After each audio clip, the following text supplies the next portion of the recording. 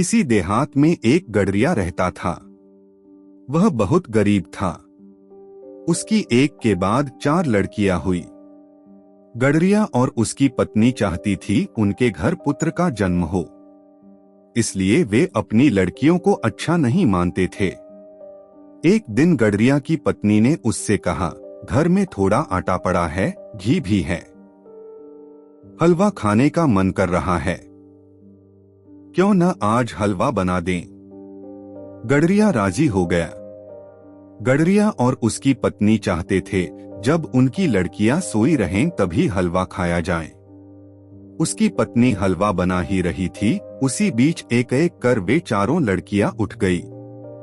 गडरिया ने अपनी बेटियों से कहा, चलो हम दूर जंगल में बेर खाने चलें। उन लड़कियों को बेर बहुत अच्छे लगते थे। वे तुरंत तैयार हो गई। गडरिया उन 4 लड़कियों के साथ बेर के जंगल चला गया। वहां बहुत सारी बेर की झाड़ियां थी। गडरिया अपने साथ ओढ़ने के लिए एक बड़ा कंबल ले गया था। उसने उन 4 लड़कियों से कहा, तुम उधर बेर खाती जाओ, मैं यहीं पर बैठा रहूंगा। जब तुम ढेर सारे बेर खा लोगे तो तुम मुझे यहीं पर मिलना। लड़कियां बेर निकालते निकालते काफी आगे चली गई। गडरिया ने वहां एक झाड़ी के ऊपर अपना कंबल डाल दिया। दूर से कंबल को देखकर लग रहा था कि वहां कोई आदमी बैठा हुआ है। गडरिया को हलवा खाने की पड़ी थी। वह उन लड़कियों को छोड़कर घर वापस आ गया। घर आकर उसकी पत्नी और उसने हलवा खाया। इस घटना को बीते कई दिन, महीने और वर्ष हो गए। लड़कियों के कारण गडरिये के घर में चहल पहल रहती थी। उन लड़कियों को जंगल छोड़ने के बाद गडरिया और उसकी पत्नी को घर काटने को दौड़ने लगा। एक दिन गडरिया अपनी पत्नी से बोला, हमने अपनी मासूम बच्चियों को जंगल में छोड़कर बहुत बड़ा पाप किया है। इतने साल बीत गए, पता नहीं वे कहां किस हाल में होगी। कहीं उन्हें रात को जानवरों ने। ऐसा मत कहो, मेरा मन कहता है हमारी लड़कियां कहीं अच्छे ठिकाने में हैं। गडरिया की बात पूरी होने से पहले उसकी पत्नी बोली। अपनी पत्नी से विचार विमर्श कर गडरिया अपनी लड़कियों को ढूंढने जंगल चला गया। वहां उसने आसपास के लोगों से लड़कियों के बारे में पूछा, परंतु कोई भी उन्हें नहीं बता पाया। एक दिन बेर के जंगल में एक आदमी गडरिया को मिला। गडरिया के पूछने पर वह बोला, इस बेर के जंगल के आसपास कोई बस्ती नहीं है। यहाँ रात को खतरनाक जानवर घूमते रहते हैं। गडरिया आगे बढ़ता गया। कुछ दूर चलने पर उसे कुछ हड्डियां पड़ी हुई दिखाई दी। उसे पक्का विश्वास हो गया कि उसकी लड़कियों को जंगली जानवरों ने ही खाया होगा। वह रोने लगा। थोड़ी देर बाद उसे उस रास्ते में घोड़े पर सवार एक सुंदर युवती दिखाई दी।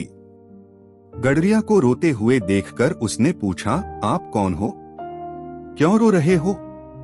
गडरिये ने उसे पूरी बात बता दी। गडरिये की बात को सुनकर वह मुस्कुराई। वह बोली, मैं आपको एक कहानी सुनाती हूँ। गडरिया बोला, सुनाओ। युवती ने कहानी को सुनाना शुरू किया। एक बार 4 लड़कियों को उसके पिता जंगल ले गए। उन्होंने एक झाड़ी के ऊपर कंबल रखा। लड़कियां दूर से उस कंबल को ही अपना पिता समझती रही। उन लड़कियों ने खूब बेर खाए और कुछ अपने माता पिता के लिए भी रखे थे। जब उन्हें घर चलने का ध्यान आया तो उन्होंने देखा उनके पिता उन्हें छोड़कर जा चुके थे। उन्हें घर का रास्ता मालूम नहीं था। रात गहरी हो गई थी। वे जोर जोर से रोने लगी। तभी उन्हें घोड़े पर एक सवार दिखाई दिया। उन्होंने घुड़सवार को अपनी परेशानी बता दी।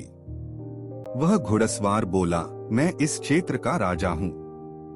उसने उन 4 बहनों को घोड़े में बिठा दिया। वह उनको अपने राजमहल ले गया। उस राजा के 4 बेटे थे। उसने अपने 4 बेटों की शादी उन लड़कियों से कर दी। बेटी, मैंने भी अपनी 4 लड़कियों को जंगल में छोड़ दिया था। तुम्हारी कहानी की लड़कियों का तो राजकुमारों से विवाह हो गया। मेरी बेटियां पता नहीं कहा किस हाल में होगी, वे जीवित होंगी भी या नहीं।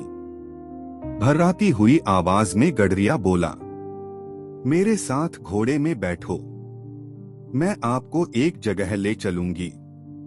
क्या पता आपको अपनी खोई हुई बेटियों के बारे में पता चल जाए।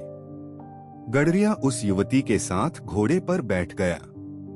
वे दोनों एक राजमहल में पहुंचे। उस युवती ने गडरिये को अतिथि विश्राम गृह में पहुंचा दिया। थोड़ी देर बाद उस युवती के साथ 3 और युवतियां विश्राम गृह में पहुंची। उन युवतियों को देखकर गडरिया सोचने लगा, मेरी लड़कियां अगर जीवित होती तो इन्हीं की उम्र की होती। इन चारों युवतियों की शक्ल सूरत मेरी बेटियों से मिल भी रही है। हो सकता है ये मेरी ही बेटियां हों। मुझ गरीब की बेटियां और इस राजमहल में? नहीं नहीं, ये मेरी बेटियां नहीं हो सकती। पिताजी, जिस हलवा को खाने के लिए आपने हमें बेर के जंगल में छोड़ दिया था, क्या वह हलवा अभी भी बचा है? सबसे छोटी लड़की की कही इस बात से गडरिया अपनी सोच की दुनिया से बाहर आ गया। है मुझ गरीब की बेटियां इस महल में? गडरिया ने आश्चर्य व्यक्त किया। पिताजी, इस संसार में जो भी स्त्री या पुरुष जन्म लेता है वह पूर्व जन्मों के कर्मों के अनुसार अपना भाग्य साथ लेकर आता है। आपने अपनी जिम्मेदारियों से बचने के लिए हमें बेर के जंगल में छोड़ दिया था, किंतु हमारे भाग्य में इस राज परिवार की बहू होना लिखा था, सबसे बड़ी लड़की बोली। गडरिया अपनी बेटियों को पाकर बहुत खुश हुआ। अपने दुष्कर्मों के लिए उसने अपनी बेटियों से क्षमा मांगी।